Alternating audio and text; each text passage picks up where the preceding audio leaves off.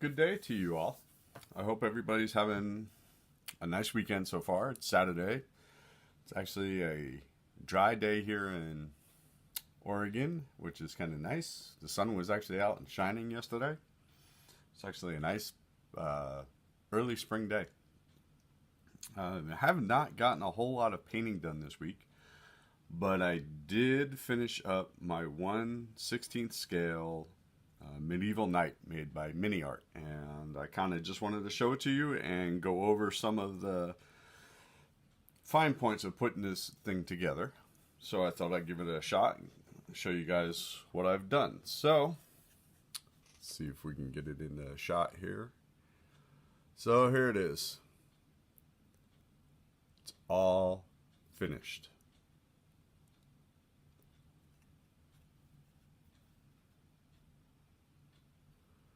Again, this was painted with oil paints.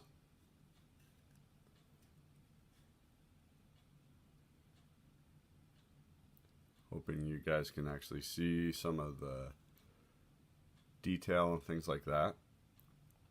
And I would like to, again, I'm going to go over some of the problems that I had with this while I was making it.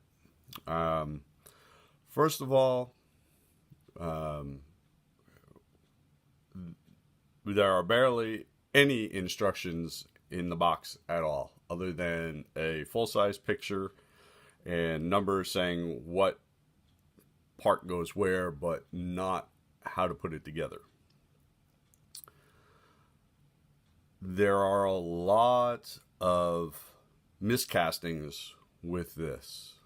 My understanding is that this is an early model by Miniart. I guess some of their newer ones have gotten better. The casting's gotten better. I haven't seen one yet, so I can't really talk about that. But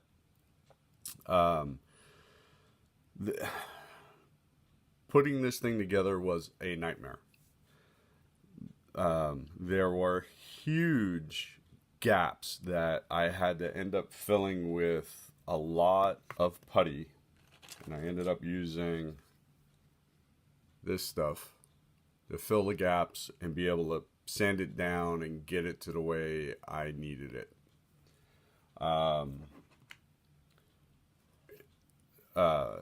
Just, you can't see some of it. I mean, there was just, I'm kind of glad in some places the arms actually block up where some of that stuff was. And it was just horrible. Absolutely horrible. First time trying to paint a figure this size and a face this size, I think I did okay. Definitely have to learn a little bit more, practice a little bit more with something this large to get something that looks a little bit better, but I think first time out that was okay.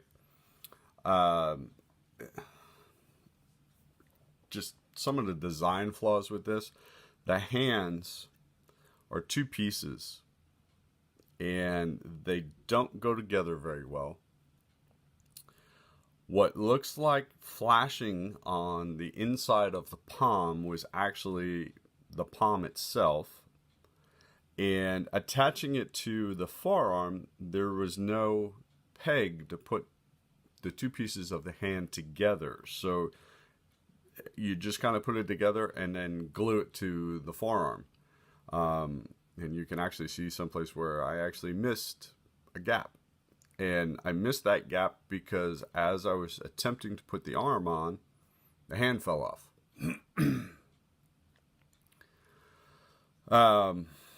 So yeah, this was just a big pain in the neck.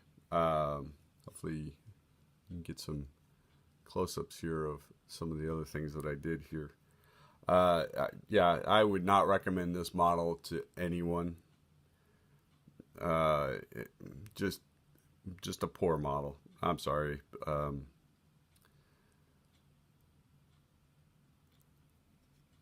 again, all of this was done with oil paints. Oh, the other thing too, which was a royal pain, were the decals for the heraldry here. As soon as you started to move them, I mean, even when they would lift, you leave them in the water for a little bit, and they would lift off the paper. They just tore. Just some of them tore in half, and it took me a long time to kind of get them to where I could get them all to meet up where it didn't look like it tore. Yeah, so this is it. I definitely do not recommend the Miniart Burgundian Night. Painting it up was actually a lot of fun.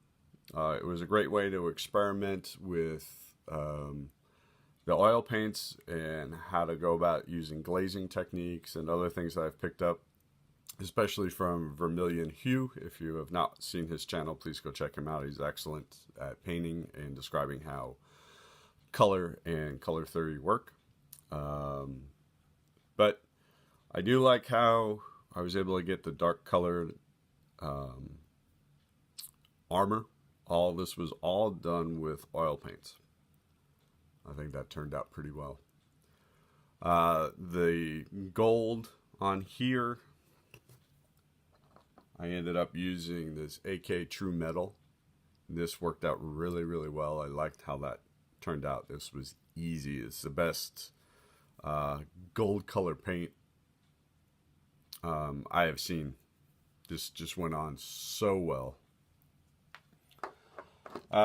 So that's the Burgundian Night.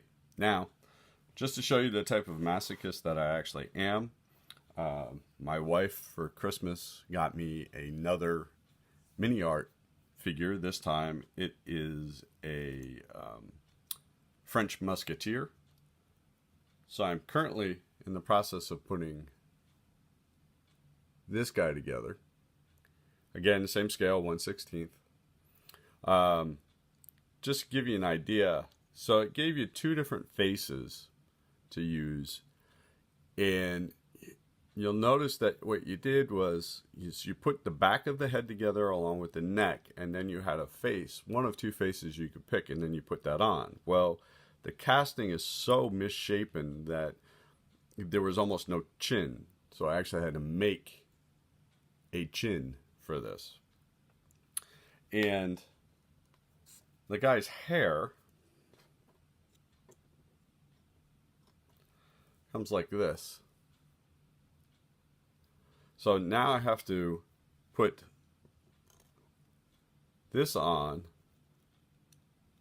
like something like that, and then hope that the other side matches up. Again, you know, I will get this built and I will start painting it probably within the next couple of weeks or whatever, and I'll give you little progress reports on those. I do have some more War Hispanic Succession 10mm figures. I'm actually working on 4 different units at the moment for my wargaming project. And I also picked up some Berlinden 1/16 scale heads, just so I can practice painting flesh and trying to get some sort of technique that I can do and replicate each and every time when I'm painting something like this. So I bought a box of 4 heads. I think I got them off eBay. They're only like $10 or something like that. But I love the expressions on these guys. Very well done castings. So I'm going to start practicing with those just so I can get down, you know, a good way to paint faces and flesh and hair, things like that, at this scale a little bit better. So that's really all I have. If you guys have any comments or questions or suggestions about, you know, what I've painted, especially for this night, or a different way to maybe go about it, or any suggestions on even painting flesh for these guys. I've been reading a lot. I've been watching a lot of videos, so there's a bunch of different things I'm going to try. But if you have any suggestions on a good way to paint these, let me know. Again, thank you for watching. If you liked the video, please hit the like, subscribe. I try to do a video every week, so hopefully there'll be ongoing content. I have lots and lots of stuff to paint. As a matter of fact, you know what? I'm going to pan up. I'm going to show you my unpainted lead pile. It's really more in containers, so I actually have it all. So here we go. These are all unpainted.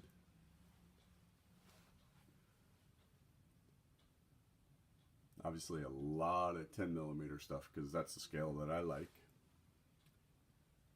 Okay, those 6mm Napoleonics are actually painted.